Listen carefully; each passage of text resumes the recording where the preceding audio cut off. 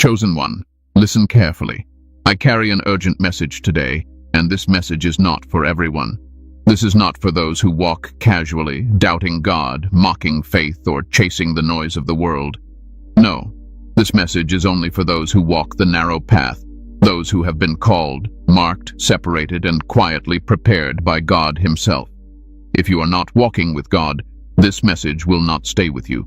But if you are truly chosen, you will feel something stir inside you right now, because this message has reached you at the exact moment it was meant to.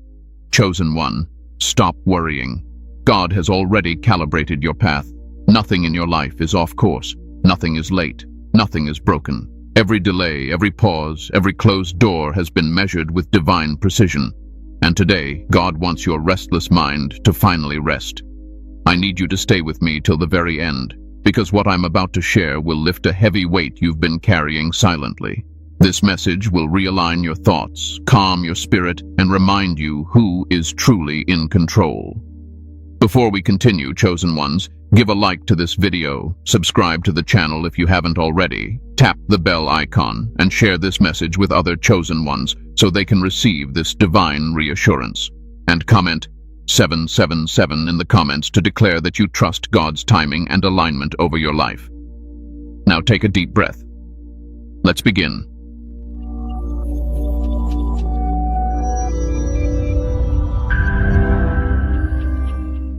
Why you've been worrying. The burden of the chosen mind. Chosen one, let me speak to you plainly, the way a wise father would sit you down and look you in the eyes. You've been worrying not because you lack faith, but because your mind carries weight most people never have to carry. You see deeper, you sense more, you notice what others ignore, and that alone can feel heavy. You were never designed to live on the surface of life. Your mind doesn't skim, it dives. While others are distracted by comfort, entertainment, and temporary satisfaction, your thoughts wander into purpose, destiny, meaning, and responsibility. That is not a flaw, that is a mark. But when a deep mind lives in a shallow world, tension is inevitable. You worry because you feel responsible for things you haven't even been shown yet. You worry because your spirit knows there is more ahead, but your eyes cannot see it clearly. And when vision delays, the mind tries to fill the gap. That's when worry creeps in, not because God is absent, but because you are trying to carry tomorrow with today's strength. Chosen ones often mistake awareness for anxiety. You are alert, not afraid. You are vigilant, not faithless. But the enemy loves to twist vigilance into worry. He whispers, if you don't think about it constantly, you'll miss it. If you relax, everything will fall apart. That is a lie, a subtle one, but a lie nonetheless. You worry because you care deeply about your calling, about not wasting time, about doing right by God, about not failing the assignment placed on your life. But hear me clearly now. God never asked you to carry the outcome. He only asked you to walk in obedience. Outcomes are His responsibility, not yours. Another reason you worry is because you've outgrown old versions of yourself, but you haven't fully stepped into the new one yet. That in-between space can feel unstable. You don't fit where you came from, and you haven't fully arrived where you're going. That space is uncomfortable. It makes the mind restless. It makes you question yourself. But that space is not confusion. It is transition. And transitions always feel uncertain to those who don't understand divine process. You are shedding layers. Old thinking, old limitations, old attachments. And shedding always feels like loss before it feels like freedom. So your mind asks questions your spirit already knows the answer to. You also worry because you walk alone more often than not. Few people truly understand you. Few can relate to your thoughts, your convictions, your silence. So when pressure builds, there is no one to fully unload it onto. You carry it inward, quietly. That silence can amplify worry if you're not careful. But let me say something strong now. Your worry is not a sign that something is wrong with you. It is a sign that something great has been entrusted to you.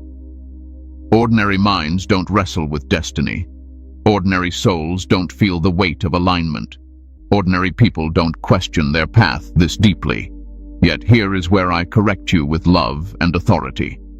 Worry becomes dangerous when it turns into self-doubt, when it convinces you that you must constantly manage what God has already mapped. That is when the burden becomes too heavy, because you were never designed to be the architect. You are the vessel. Chosen one, God sees your mental fatigue. He sees the nights you replay conversations, the moments you wonder if you're behind, the silent fear of missing your moment.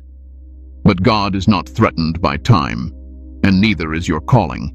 Your path does not require your anxiety to function. It requires your trust. Worry feels productive because it gives the illusion of control. It makes you feel like you're doing something, but in truth, it drains clarity. It clouds hearing. It tightens the spirit, and a tight spirit cannot move freely with God. Let me ground you now. If God calibrated your path, then worry is unnecessary. Calibration means adjustment, precision, intention. It means nothing is excessive and nothing is lacking. Even your delays have purpose. Even your questions are allowed. But your peace must be protected. You are not behind. You are not lost. You are not failing. You are becoming. And becoming often feels uncomfortable to the mind before it feels powerful to the soul. So take this truth with you into the next part. You've been worrying because you're chosen. But you don't have to keep worrying to remain chosen. God has already accounted for everything you're afraid of. Now let me show you how deeply and precisely God has calibrated your path. God's calibration. Nothing in your life is random. Chosen one. I want you to slow your thoughts right now. Not tomorrow. Not later. Right now. Because if you truly understand what I'm about to tell you, a large portion of your worry will lose its grip on your mind. God does not improvise. He does not guess. He does not experiment with your life. When I say your path is calibrated, I mean it has been measured, adjusted, refined, and aligned with intention. Calibration is what an expert does when precision matters. And your life requires precision. You see events, God sees alignment. You see delay, God sees preparation. You see confusion, God sees sequencing. Nothing in your life happened randomly. Not the family you were born into, not the city you live in, not the heartbreaks you endured, not the doors that closed without explanation. Every single element was factored into your becoming, even the parts that hurt. Chosen ones struggle here because you want clarity before movement, but God often gives movement before clarity. Why?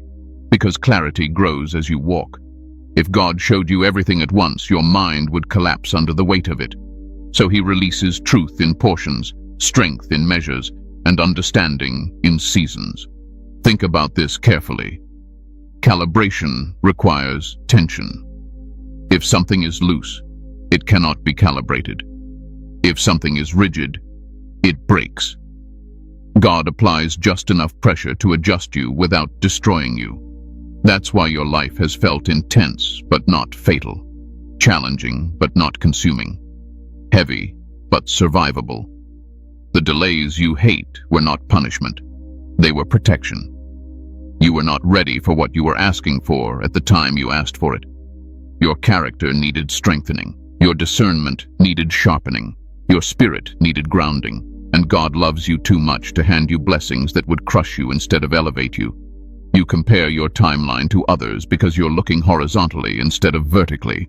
Their path is not calibrated for your calling. What works for them would damage you. What comes easily to them would distract you. God slows you down because your assignment is heavier. Higher-level missions require deeper foundations. There are things you begged God for that he withheld, not because he ignored you, but because he saw further than you did. He saw how it would change you too quickly. He saw the pride it could awaken. He saw the dependence it could create. So he said, "Not yet." And not yet is still love.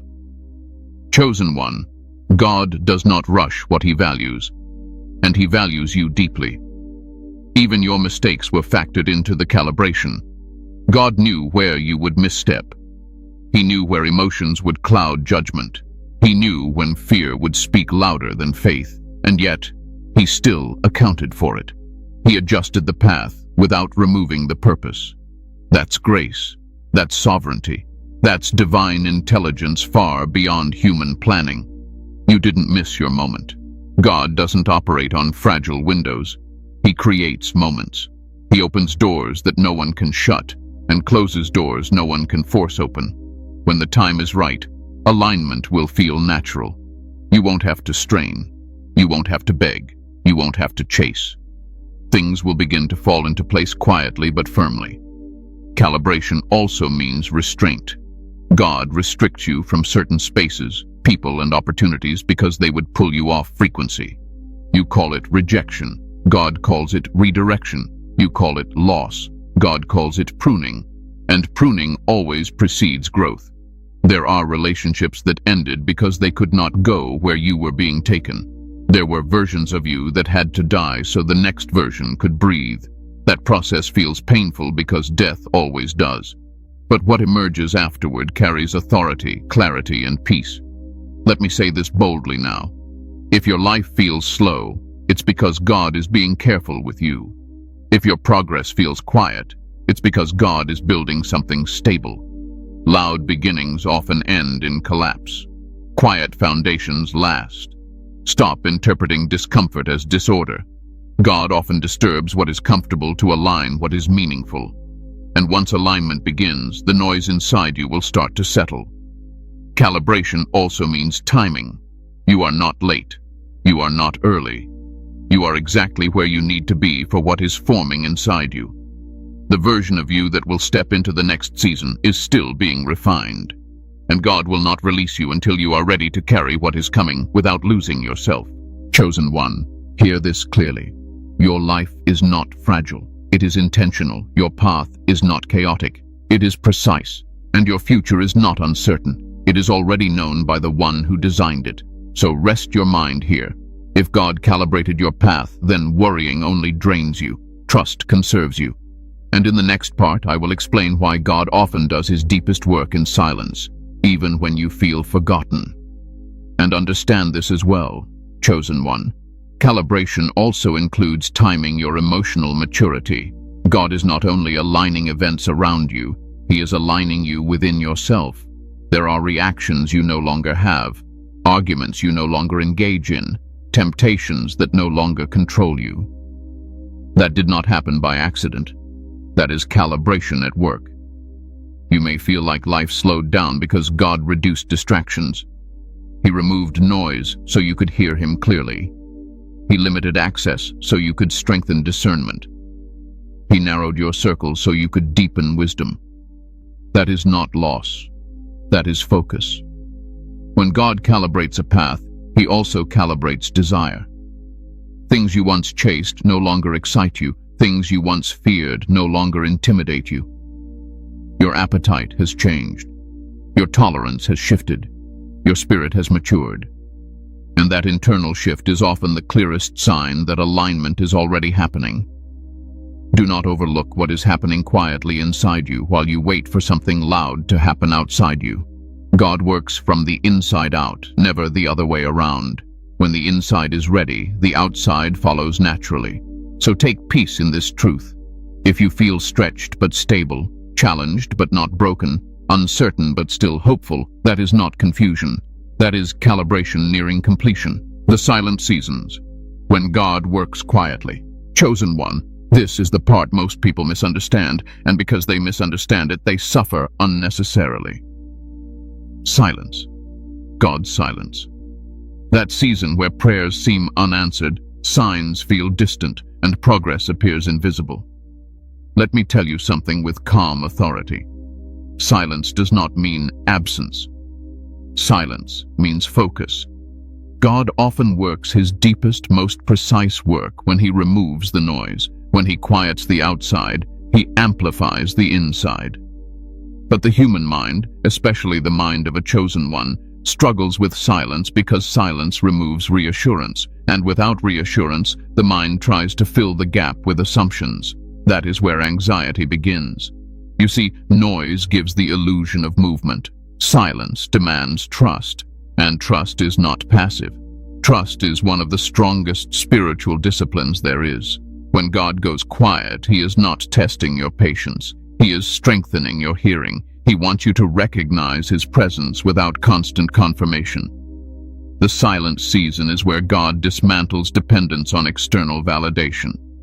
No applause, no recognition, no visible progress. Just you, your thoughts, and your faith. That's uncomfortable, but it's necessary. Because anything built on constant affirmation will collapse under pressure. Think about this. God hid Moses for years before calling him publicly. David was anointed long before he was crowned. Jesus lived quietly before he ministered powerfully. Silence always precedes impact. Always. You feel forgotten because God is protecting you from premature exposure. If He revealed you too early, people would see the gift before the foundation.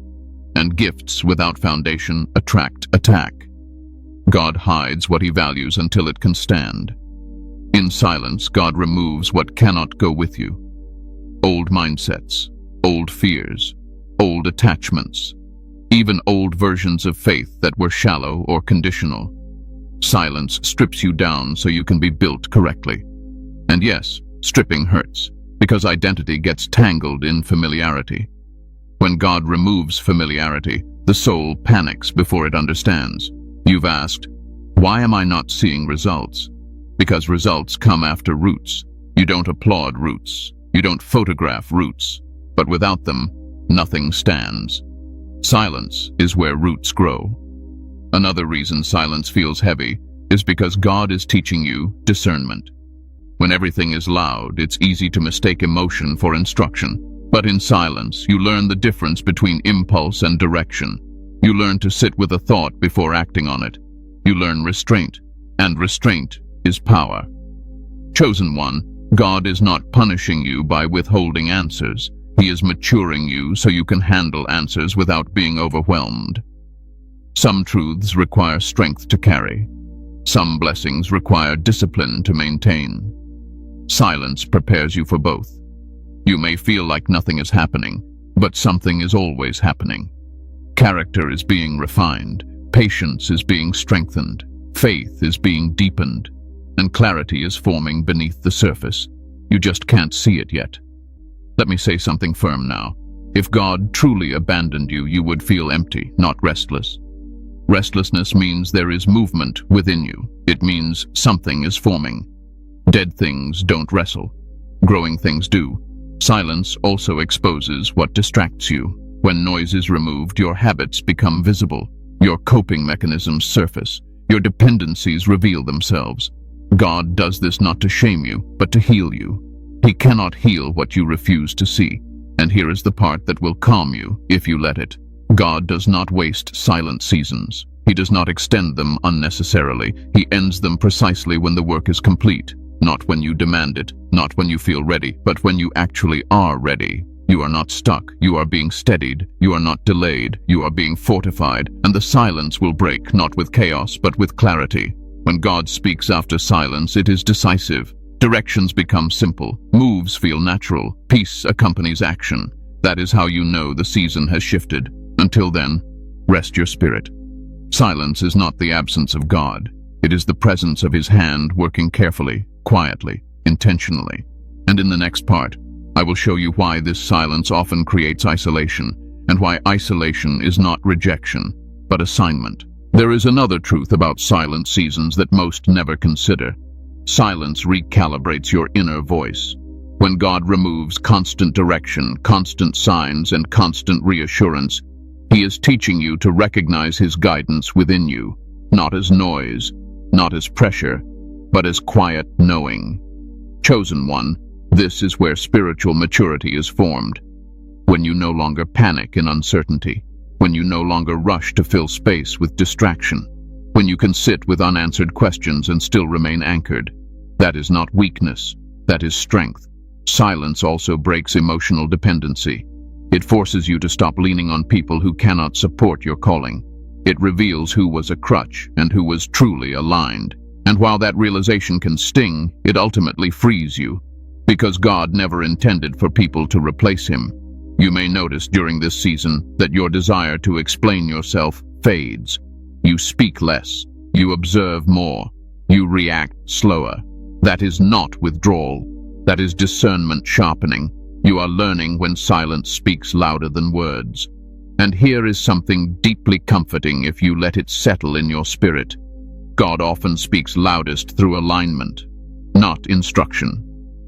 When doors begin to open naturally, when resistance fades, when peace accompanies movement, that is his voice. Until then, the quiet is shaping you into someone who can move without panic, decide without fear, and wait without anxiety.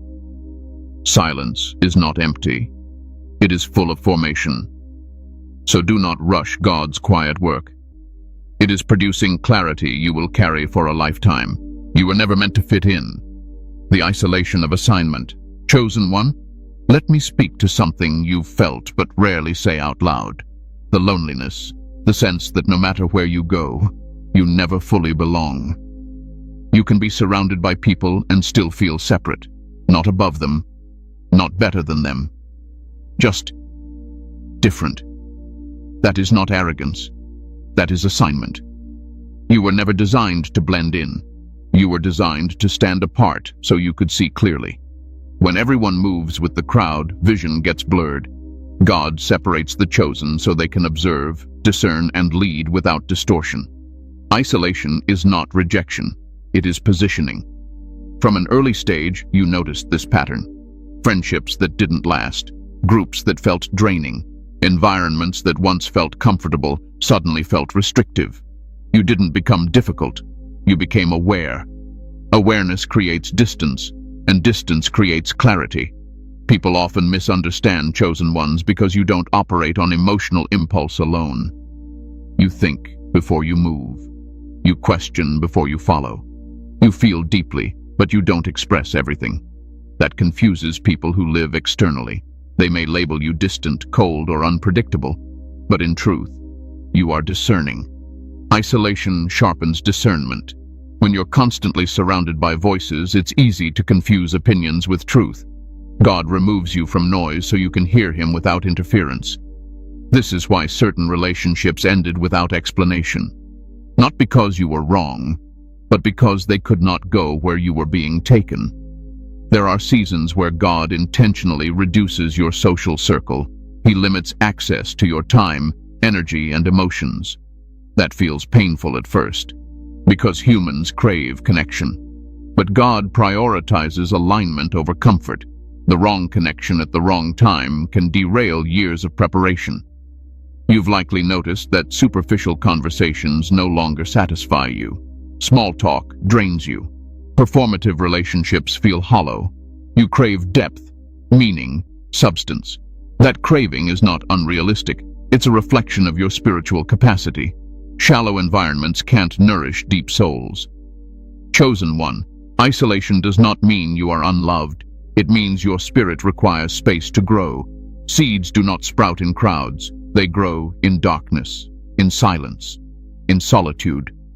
And only after roots form does anything visible emerge. You may wonder why others seem surrounded while you stand alone. Understand this. God often gives crowds to those who need validation.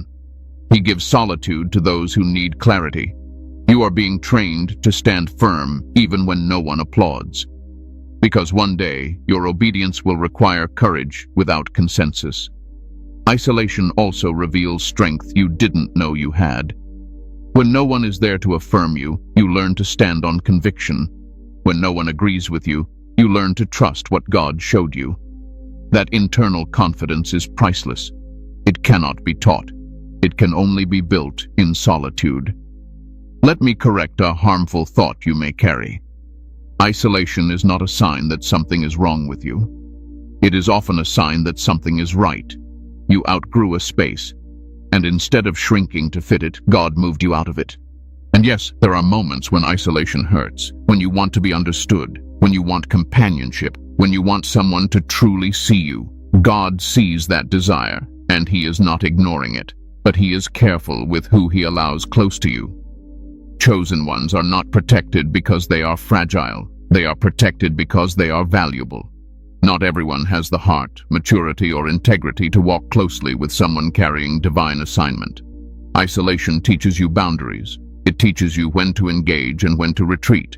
It teaches you that access to you is sacred, not casual. And that lesson will protect you long after this season ends. This season will not last forever. God does bring aligned people at the right time. People who recognize your depth without trying to change it. People who don't drain you but strengthen you. But before that, you must learn to stand whole on your own. Chosen one, stop interpreting isolation as abandonment. It is refinement. It is preparation. It is God saying, I trust you enough to walk alone for now. And in the next part, I will show you how to release the need for control, because control is often what keeps worry alive, even when God is already moving. There is something else isolation teaches you, chosen one, and it is one of the hardest lessons of all. It teaches you to stop seeking permission to be who God called you to be. When you walk alone, there is no crowd to approve or disapprove. There is only obedience. Many chosen ones struggle not because they lack direction, but because they secretly hope someone will validate the direction God already gave them. Isolation removes that crutch. It forces you to stand on conviction rather than consensus. And that is where true spiritual authority is born. Isolation also purifies motive. When no one is watching, you discover why you really do what you do. Are you serving God for recognition or because you are called? Are you walking in truth because it is popular or because it is right? Solitude answers those questions honestly. You may notice during this season that your tolerance for dishonesty decreases. You sense manipulation faster. You withdraw sooner. That is not becoming judgmental. That is becoming discerning. God sharpens perception in isolation because clarity is essential for leadership. And let me say this gently but firmly. If everyone understands you, you are not walking far enough ahead. Vision always looks strange from behind. Those meant to follow will recognize it in time. Those not meant to walk with you will drift away naturally. Isolation is also where you learn to enjoy your own company, to sit with your thoughts without fear, to find peace without distraction. That internal stability will become your anchor when responsibility increases. So do not rush to escape this season. Do not force connection where God has ordained separation. Solitude is not a curse. It is a classroom. And you are learning lessons that will sustain you long after the crowd arrives. Letting go of control, the moment worry loses power.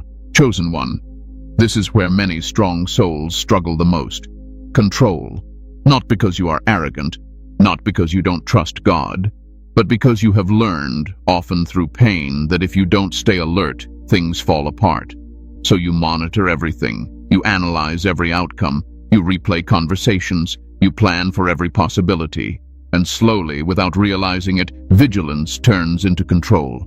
Let me say this clearly and calmly. Control is not the same as responsibility. Responsibility is obedience. Control is fear wearing the mask of wisdom. You were never called to manage every outcome. You were called to steward your heart, your choices, and your obedience. Everything beyond that belongs to God. When you try to manage what God already governs, worry becomes inevitable. Because you are carrying weight you were never designed to hold. Control feels safe because it creates the illusion of predictability. It makes you feel prepared. But control tightens the spirit. It keeps you mentally tense, emotionally guarded, spiritually restless. And a tense spirit cannot flow freely with God. Chosen one, God does not require you to be tense to be faithful. He requires you to be surrendered. Here is where many misunderstand surrender.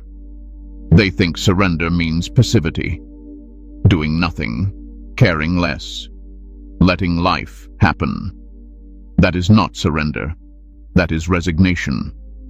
Surrender is active trust. It is choosing obedience while releasing attachment to outcome. You still show up. You still prepare. You still move when God says move. But you stop trying to force timing, reactions, and results. You stop rehearsing failure. You stop negotiating fear. Control often shows up when you are afraid of being disappointed again. You tell yourself, if I manage expectations, I won't get hurt. But that also limits joy. You cannot protect yourself from pain without also blocking peace. God does not want you guarded. He wants you grounded. Letting go of control begins when you accept this truth. God sees more than you. He knows more than you. And He cares more deeply about the outcome of your life than you ever could. If that is true, then constant worry is not preparation. It is distrust disguised as diligence. And I say that without judgment, only clarity. Chosen ones often confuse self-reliance with strength, but spiritual strength is knowing when to release. Moses led millions, yet he still rested in God's instruction. David fought battles, yet he still waited on God's timing. Strength without surrender leads to burnout. Strength with surrender leads to peace. You feel mentally exhausted because you've been carrying tomorrow's problems with today's energy. You are trying to resolve scenarios that have not even arrived. And worry feeds on imagined futures. It thrives in what if. Let me ground you here. God only gives grace for today, not for next month, not for next year, just today. When you drag the future into the present, you exceed your grace supply. That is why your mind feels overwhelmed. Letting go of control means learning to stay present without becoming careless. It means trusting God enough to stop rehearsing disasters. It means believing that even if something unexpected happens, God will meet you there with wisdom and provision. Control also blocks intuition. When you overthink, you drown out discernment. God's guidance is often quiet, calm, and clear. But worry is loud, urgent, and repetitive. You must learn the difference between God's prompting and your anxiety's noise. Here is a practical truth. Peace is often the confirmation you are aligned, not excitement, not urgency, peace. If a decision requires you to abandon peace to pursue it, pause. God does not rush you into alignment. He leads you into it. Chosen one, releasing control does not make you irresponsible. It makes you available, available to hear, available to adjust, available to move when God opens the door rather than when fear pushes you through it. You are allowed to rest your mind. You are allowed to pause without guilt. You are allowed to trust without constantly proving your faith through stress. God is not impressed by your anxiety. He is honored by your trust. And here is the moment worry truly loses power. When you say, God, I will do my part and I release the rest to you. Not once, daily, sometimes hourly. Because surrender is not a one-time decision. It is a posture. Some days control will try to return. Old habits resurface. Old fears speak. When that happens, do not condemn yourself. Simply return to trust. Peace is practiced, not perfected. Chosen one, your life does not require constant monitoring to succeed. It requires alignment. And alignment flows best when the mind is calm and the spirit is open. You are not letting go because you are weak. You are letting go because you are wise enough to know what was never yours to carry. And in the next part, I will show you what begins to happen when the calibrated path activates and why movement suddenly feels lighter when worry releases its grip. There is another layer to releasing control that many chosen ones overlook. Control often comes from a deep sense of responsibility that formed early in your life. You learned to stay alert because you had to. You learned to anticipate because no one else would. That survival skill once protected you, but now it is exhausting you. God is not asking you to forget where you came from. He is asking you to stop living as if you are still there. The strategies that kept you safe in past seasons may now be limiting your peace in this one. Letting go of control does not mean becoming careless. It means becoming present. When you are present, you respond instead of react. You listen instead of assume.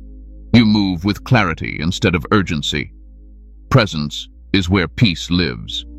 You do not need to predict every outcome to be prepared. You need to stay connected. God adjusts your path in real time. He does not require you to anticipate everything in advance. So when your mind starts racing, gently bring it back. Not with force, with trust. Remind yourself, I am guided, I am protected, I am aligned. Say it until your body believes it. Control weakens when trust becomes your default, and trust grows strongest when you allow yourself to rest, even while the journey continues. What happens next when the calibrated path activates? Chosen one, this is where anticipation replaces anxiety. Not the restless kind of anticipation that keeps you tense, but a quiet expectancy that settles deep in your spirit. When the calibrated path begins to activate, things don't explode all at once. They align, subtly, naturally, intentionally. The first thing you will notice is internal. Before anything changes on the outside, something stabilizes within you. The constant urgency fades. The need to explain yourself disappears. You stop forcing clarity and start recognizing it when it arrives. Peace becomes familiar. That is not coincidence. That is alignment. When God activates a calibrated path, confusion gives way to simplicity. Decisions that once felt overwhelming begin to feel obvious. You won't have to overanalyze every step. You will know when to move and when to wait. Not because someone told you, but because your spirit recognizes the timing. Another sign is that resistance decreases. Not because challenges vanish, but because opposition loses its power to drain you. Things that once triggered fear now feel manageable. You stop interpreting every obstacle as a threat. You understand that resistance is not rejection. It is refinement nearing completion. You may notice doors opening without struggle. Conversations happen naturally. Opportunities align without manipulation. You are no longer chasing what once consumed your thoughts. Instead, what is meant for you begins to recognize you. This is how divine movement works. It attracts rather than exhausts. When the path activates, you also become selective without guilt. You stop engaging in spaces that pull you off frequency. You say no without over-explaining. You protect your energy without apologizing. That is not selfishness. That is stewardship. There will be moments when you look back and realize how much unnecessary worry you carried. Not with regret, but with relief. You'll see how things unfolded in ways you could never have planned, and you'll understand why God didn't rush you, why He didn't answer everything at once, why He kept certain things hidden until the right moment. Another shift happens in how you experience time. You stop feeling behind, you stop racing invisible deadlines, you realize that urgency was never coming from God. Alignment slows you down just enough to move accurately, and accuracy always outruns speed in the long run. Chosen one, when the calibrated path activates, your confidence becomes quiet. You don't need to announce your moves. You don't seek validation. You trust the process because you can feel it working. That inner assurance becomes your anchor. You will still face moments of uncertainty, but they won't destabilize you. You will still have questions, but they won't consume you. Because worry no longer runs the system. Trust does. And here is something important to understand. Activation does not always look dramatic. Sometimes it looks like peace where there used to be panic, clarity where there used to be noise, stability where there used to be chaos. Those shifts matter more than any visible breakthrough. When God activates your path, He does not remove responsibility. He removes unnecessary pressure. He does not eliminate effort. He removes force. You still participate, but you no longer strive. You may feel a renewed sense of purpose, not loud, not rushed, just steady. That is how you know you're aligned. Purpose does not demand your exhaustion. It strengthens you. So if you're sensing a calm you didn't have before, honor it. If you feel less reactive, trust it. If your mind feels quieter, protect it. These are not signs of stagnation. They are signs of movement in the right direction. Chosen one, you are closer than you think. Alignment often arrives quietly, so those who are not paying attention miss it. But you are paying attention now, and that awareness will guide you into what comes next. In the next part, I will show you how to stay grounded once alignment begins, because peace must be maintained just as intentionally as it is received. Another thing you will notice when the calibrated path activates is how differently you respond to pressure. Situations that once would have sent your mind into overdrive now meet a calmer version of you. You pause. You breathe. You listen before reacting. That is not you becoming passive. That is you becoming grounded. Alignment strengthens your emotional regulation. You no longer feel pulled in 10 directions at once. Your thoughts organize themselves naturally. Your priorities become clearer. You stop overcommitting. You stop explaining your boundaries. And most importantly, you stop doubting your instincts. Chosen one, this is a major shift, because self-doubt was never humility. It was interference. When alignment takes hold, confidence emerges quietly. You trust your discernment. You trust the timing. You trust yourself because you trust God. You may also notice that certain struggles simply lose relevance. Things that once felt urgent no longer demand your attention. Not because they resolved, but because you outgrew the version of yourself that was affected by them. Growth doesn't always fix problems. Sometimes it makes them irrelevant. Another sign of activation is patience without frustration. You can wait without resentment. You can pause without fear of missing out. You understand that what is meant for you cannot pass you by. That realization alone releases immense mental pressure. There may be moments when life still feels quiet, and you wonder if anything is really happening. But now, the quiet feels different. It feels intentional instead of empty.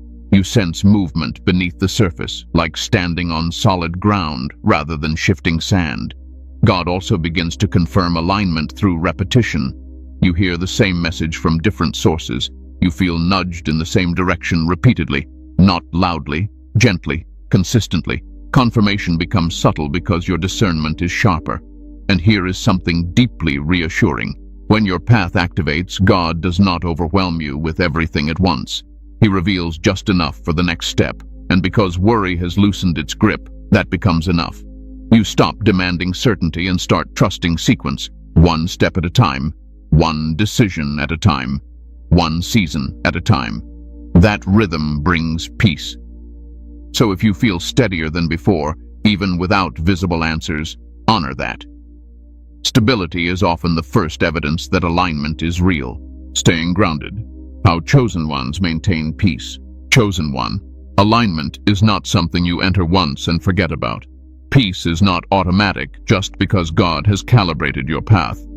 Peace must be maintained, guarded, chosen daily. This is where maturity shows itself, not in how powerfully you move forward, but in how calmly you stay rooted. Staying grounded begins with understanding this simple truth. Your peace is sacred. It is not fragile, but it is valuable. And valuable things require protection. Not from the world alone, but from your own tendencies to overthink, overextend, and overexplain. You don't lose peace all at once. You leak it. Through unnecessary conversations, through emotional overinvestment, through allowing other people's urgency to override your discernment. Staying grounded means you become selective, not cold. Selective. One of the most important practices for a chosen one is learning when to disengage. Not every thought deserves attention. Not every emotion deserves expression. Not every invitation deserves a yes. Discernment is not about knowing what is right. It is about knowing what is unnecessary. Your mind stays grounded when it has rhythm, rest without guilt, action without rush, reflection without rumination. Many chosen ones struggle because they mistake stillness for laziness. But stillness is where clarity is renewed. God often recalibrates you in moments of rest, not movement. You stay grounded when you return to simplicity. Faith does not need constant complication. Trust does not need constant analysis. The more you complicate spiritual matters, the more peace slips away. God's guidance is rarely chaotic. If something brings confusion, pause. God does not compete with anxiety for your attention. Another key to staying grounded is honesty with yourself. When something drains you, admit it. When something no longer aligns, release it. You are not required to maintain connections, habits, or goals that no longer serve your assignment. Growth requires periodic letting go. You also remain grounded by remembering that your worth is not measured by productivity. You are not valuable because of what you do. You are valuable because of who you are in God. When you forget this, you start striving, and striving always disrupts peace. Chosen one, you must also guard what you consume, not just physically, but mentally and spiritually. Constant exposure to fear, negativity, comparison, and chaos will erode peace over time. Choose carefully what you allow into your mind. Peace is built quietly, but can be disturbed quickly. Another grounding practice is learning to sit with yourself, without distraction, without noise, without needing to prove anything. When you can be still without discomfort, you become unshakable, because external chaos loses power over someone who is internally settled. Let me say something that may challenge you gently. Not every feeling needs to be fixed. Sometimes it only needs to be observed. Emotions pass when they are not resisted or exaggerated. Staying grounded means you allow feelings to move through you without letting them control you. You also stay grounded by returning often to gratitude, not forced positivity. Grounded gratitude. Awareness of what is steady, even when everything is not. Gratitude anchors the mind in the present, and peace lives in the present, not in imagined futures. Chosen ones often feel responsible for carrying truth, wisdom, and insight. That responsibility can become heavy if you forget to recharge. You are allowed to rest without explanation. You are allowed to step back without apology. Grounded people do not abandon themselves to meet expectations. And remember this: peace does not mean the absence of challenge. It means the presence of stability within challenge. You will still face moments of uncertainty. But when you are grounded, uncertainty does not control you. It informs you.